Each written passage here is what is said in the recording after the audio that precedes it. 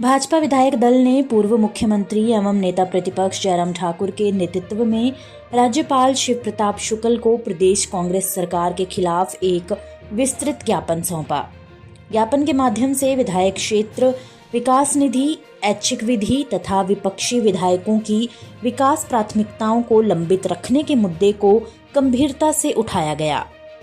ज्ञापन में राज्यपाल को अवगत कराया गया कि प्रदेश सरकार अक्टूबर 2025 के बाद से विधायक क्षेत्र विकास निधि जारी नहीं कर रही है, जिसके कारण विधायकों को अपने अपने विधानसभा क्षेत्रों में जनता से किए विकास कार्यों के वादे पूरे करने में भारी कठिनाई का सामना करना पड़ रहा है। ज्ञापन में ये भी कहा गया है कि विधायकों की ऐच्छिक निधि भी समय पर जारी नहीं की जा रही है, जिससे गरीब, बीमार और आपदा प्रभावित लोगों को तत्काल सहायता देने में भी बाधा आ रही है। इससे जनप्रतिनिधियों की विश्वसनीयता भी प्रभावित हो रही है। आज भारतीय जनता पार्टी का हमारा पूरा विधायक दल महामहिम राज्यपाल महोदय जी को मिला है और मिलकर के हमने अपनी बात उनके समक्ष रखी है कि जिस प्रकार से विधायक इंस्टीट्यूशन को पिछले 3 साल के कार्यकाल में हर दृष्टि से कमजोर किया गया और मैं कहूंगा एक तरह का जलील किया गया, ऐसा आज से पहले कभी देखने को नहीं मिला। जब बजट सत्र आता है, बजट सत्र से पहले लंबे समय से हिमाचल प्रदेश में एक परंपरा रही है कि विधायकों को बुला करके अपने क्षेत्र के लिए विकास की दृष्टि से वो अपनी प्राथमिकताओं पर बात करें और वो प्राथमिकताएं तय करें और विधायक 50 जगह से आगरे आने के पश्चात जो है वो 3 स्कीम विधायक प्राथमिकता की पीडब्ल्यूडी डिपार्टमेंट में, 3 स्कीम जल शक्ति विभाग में डालने के लिए अधिकृत होते हैं। हम पिछले 3 वर्षों से विधायक प्राथमिकता में अपनी प्राथमिकताएं दर्शाते हुए लोगों के बीच में बताते हैं कि हमने ये स्कीम्स आपके इस क्षेत्र की सड़क की है, चाहे पुल है, चाहे वो पानी की स्कीम है, वो हमने विधायक प्राथमिकता में डाल दी। लोग उम्मीद करते हैं कि हमने जो डाला है, जो प्राथमिकता में जो डाला है, उसको बजट आएगा। लेकिन 3 साल के कार्यकाल में विपक्ष के विधायकों की ओर से दी हुई प्राथमिकताओं पर जो डीपीआर बनने का काम था वो पूर्ण रूप से बंद किया हुआ है। उसमें कोई डीपीआर नहीं बनाई जा रही है। अगर कहीं डीपीआर बनी भी तो नाबार्ड की स्वीकृति के लिए उसको भेजा ही नहीं गया।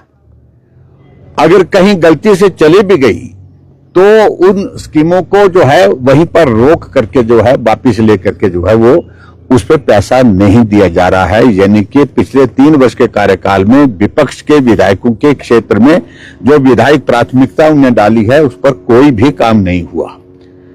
अगर कोई स्कीम अगर नाबार्ड की सैंक्शन हुई भी है, वो स्कीम है वो जो पहले डाली गई थी, पहले डालने के बाद उनकी स्वीकृति प्रदान हुई है। एक तो ये बात हमने कही कि ये उचित नहीं है। दूसरा विषय कि हिमाचल प्रदेश में आपदा के इस लंबे दौर से 2023 में, 24 में भी थोड़ी बहुत हुई और 25 में बहुत ज्यादा आपदा का आना हुआ, जिसके कारण जान माल की क्षति हुई है। विधायकों को विधायक निधि मिलती है अपने क्षेत्र के विकास के लिए, 2 करोड़ 10 लाख रुपए मिलता है। अभी अगला बजट सत्र आने को है, लेकिन अभी तक विधायक क्षेत्र विकास निधि की सिर्फ 2 इंस्टॉलमेंट यानी कि 55 लाख की 1 करोड़ 10 लाख रुपए स्वीकृत हुई है। बाकी अभी तक जो है आधी विधायक क्षेत्र विकास निधि का पैसा अभी तक जारी ही नहीं हुआ। और उसमें भी दिलचस्प बात यह है कि आपदा में जहां लोगों के बीच में जाकर के हम लोगों के जो नुकसान हुए हैं उसकी भरपाई करने के लिए, उसके रेस्टोरेशन के काम के लिए वो पैसा हम खर्च करना चाहते हैं। हमने चिट्ठियां डाल दी है।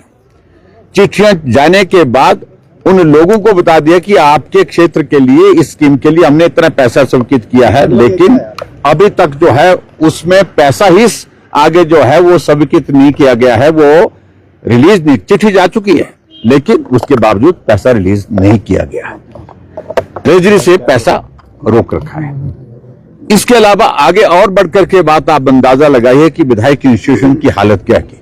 हमको ऐच्छिक निधि मिलती है, ऐच्छिक निधि मिलती है। कोई बीमार आदमी है उसको मदद करनी है, कोई गरीब आदमी है, किसी का घर जल गया, आपदा में किसी का नुकसान हो गया, उसको मदद करने के लिए उसमें प्रावधान है। उसमें भी हमने चिट्ठियां डाल दी और चिट्ठियां डालने के बाद बहुत जगह अभी तक वो पैसा जो है वो नहीं पहुंच पाए, इसलिए क्योंकि ट्रेजरी में रोक लगा दी गई है।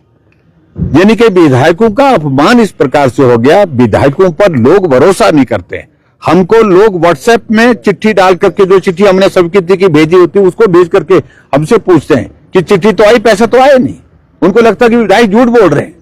तो विधायक इंस्टीट्यूशन जो है पूरा का पूरा इस सारी चीज को लेकर के चिंतित है कि हमारी क्रेडिबिलिटी पर एक बहुत बड़ा प्रश्न खड़ा हो गया, क्योंकि हम एक चुने हुए प्रतिनिधि के नाते जो काम करना चाहते हैं उस काम को करने की स्थिति में हो नहीं पा रहे, क्योंकि सरकार उसमें पैसा रिलीज नहीं कर रही है। तो आज हमने इन सारे मुद्दों को लेकर के अपनी बात कही। इसके अलावा विधायक प्राथमिकता के लिए हमने पिछले कल विधायक दल की बैठक रखी थी, उसमें चर्चा की। चर्चा करने के बाद हमने फैसला किया कि सारे विधायक अपनी अपनी बात करने के लिए अपने क्षेत्र की बात को और प्रदेश से जुड़े हुए विषय को लेकर के विधायक प्राथमिकता की बैठक में रखेंगे, जोरदार ढंग से रखेंगे। और जिन मुद्दों पर आज हम राज्यपाल महोदय जी से मिले हैं, इन मुद्दों पर अंदर भी बात करेंगे। और उसके बाद मीडिया को भी हमारे 4 जो हमारे सेक्शन जो बने हुए, जो ग्रुप बने हुए हैं, यानी कि 4 बैठकें होंगी एनुअल प्लानिंग की बैठकें जो 4 हैं, तो चारों बैठक में एक एक हमारा प्रतिनिधि जो है विधायकों में से आप मीडिया के सामने जो है जो अंदर बात कही है उसके बारे में जिक्र वहीं पर करेगा।